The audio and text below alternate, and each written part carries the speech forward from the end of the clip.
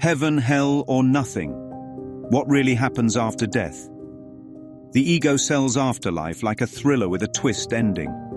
It dangles a riddle to keep you chasing shadows. What happens after death?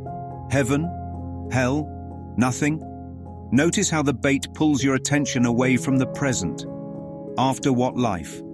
If life is of God and God is eternal, what could possibly come after it? A Course in Miracles says there is no death and the Son of God is free. Death is the belief that God could fail at life. Death is the fantasy that the opposite of life could defeat life. If love has no opposite, how would life have one? The ego frames heaven as reward, hell as punishment, and nothing as oblivion. It does not care which option you pick so long as you keep fear alive. If heaven is real, it whispers that you might miss it. If hell is real, it warns you may deserve it. If nothing is real, it taunts you that you will vanish into it. The common ingredient is anxiety, not truth. Truth does not trade in bribes or threats. Truth simply is. When you stare at the word afterlife, you already accepted the premise that life ends. But what if endings are part of the dream and not part of you? Consider the theatre as a metaphor for the body and time. The play begins and ends and the lights go dark on the stage. Do the audience and the screen and the projector die with the play? No, they remain untouched by the story they witnessed. You are the watcher, not the character that falls in Act 3. The body costume ages and drops and the script says exit left. The light behind the image does not flicker when the film burns out. That light is life, and it is not threatened by a curtain call. So why does afterlife fear grip so hard? Because the ego survives on future and past and cannot make a living in the present. It promises heaven tomorrow and threatens hell tomorrow and shrugs at nothing tomorrow. It keeps you scanning the horizon so you will not notice the stillness here and now. The Course calls death the central dream from which all illusions stem. It is the master narrative of separation and the crown jewel of fear.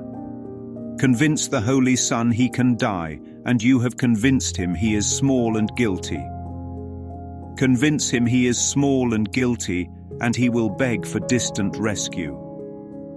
Meanwhile, the door beside him is unlocked and standing open. You rehearse death every time you side with attack, guilt, or grievance.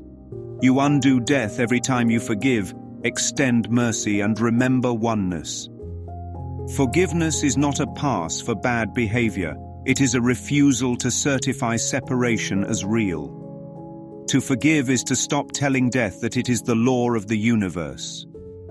To forgive is to choose the law of love instead. Look at the little deaths you already know. The breakup that felt like the world ended. The job loss that felt like the floor dropped out. The diagnosis that felt like a sentence.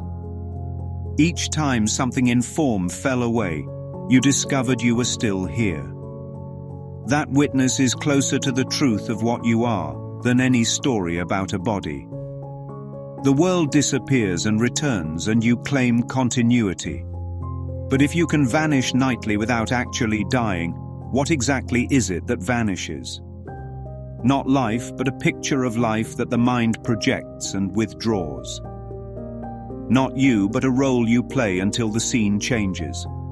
If the role can end while you remain, perhaps the big ending is only a change of scene. If death is real, why has no one returned to deliver a reliable report? Because bodies do not cross back and forth like commuters, and because the body is not the traveler. Consciousness is the traveler, and consciousness is not in the body like coins in a jar.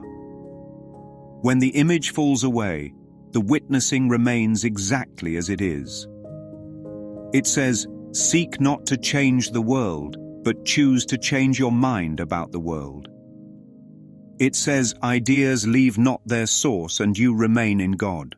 Heaven is not a post-mortem prize, it is the awareness of love now. Hell is not an underground furnace, it is guilt believed in now. Nothing is not a cosmic void, it is the attempt to deny being now. When you drop the future and the past, the salesman of death has nothing left to sell. What really happens after death is not the right question.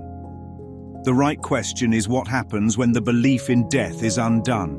When that belief loosens, you live differently today. You stop hoarding time like a dragon on a pile of hours. You stop bargaining with God for a better tomorrow and start extending love where you stand. You stop postponing peace until conditions change and let peace be the condition. Resurrection then becomes practical and present.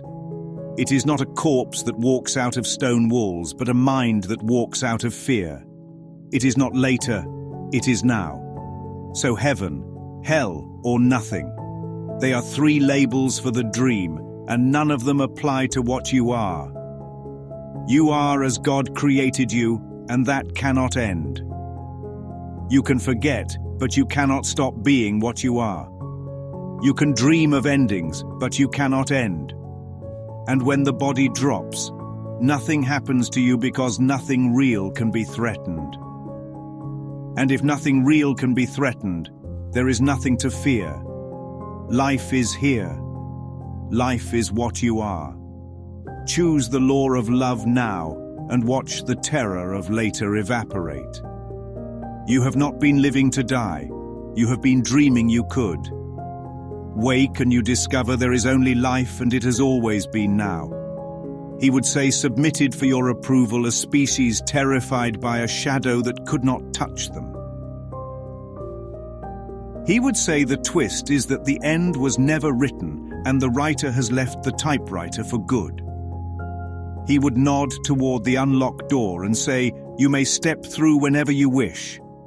He would lower his voice and say, you have just exited the cemetery of illusions and entered the country of life. And then he would tilt his head and add otherwise known as the Twilight Zone.